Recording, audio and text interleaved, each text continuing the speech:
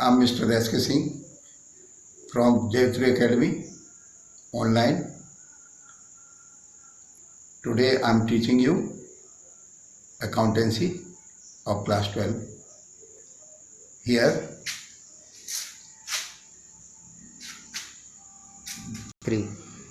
here we are going to start the first chapter, Fundamental of Partnership. Fundamental of partnership means it is the beginning of the partnership.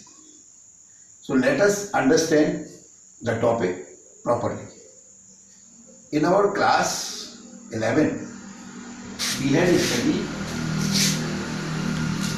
accountancy under sole proprietorship business. Sole proprietorship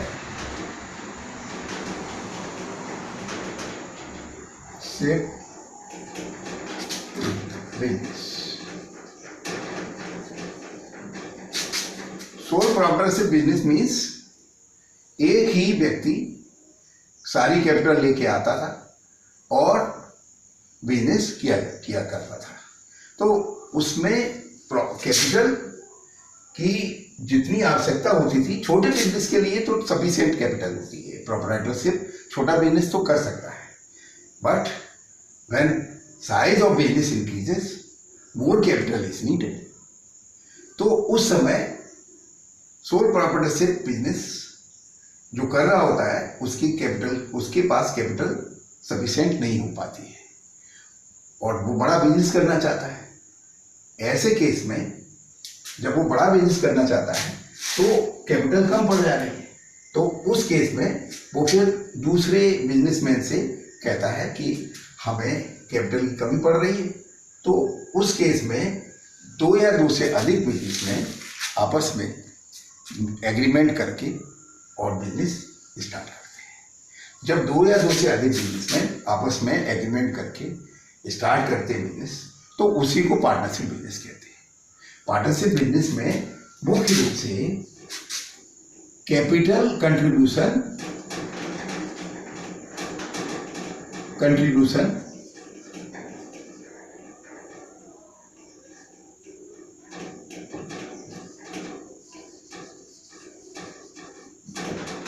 partners के द्वारा किया जाता है।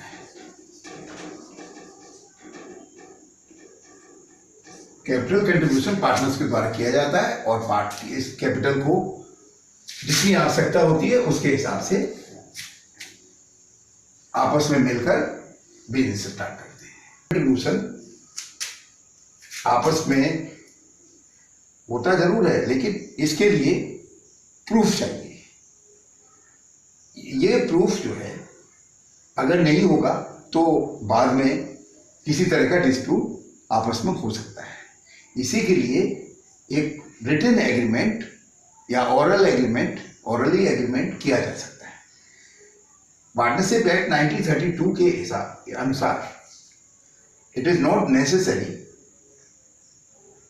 कि there is written agreement हो, ऐसा जरूरी नहीं है। लेकिन कभी कभी ऐसा करना पड़ता है कि छोटा बिजनेस है तो ऑर्डरली एग्रीमेंट भी हो सकता है, पर ऑर्डरली एग्रीमेंट का कोई प्रूफ नहीं होता है।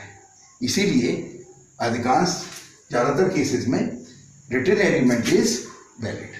तो रिटन एग्रीमेंट किया जाता है और रिटन एग्रीमेंट आपस में करके और उस पर पार्टनर्स के साइन करने के बाद फिर वो बिजनेस स्टार्ट किया जाता है।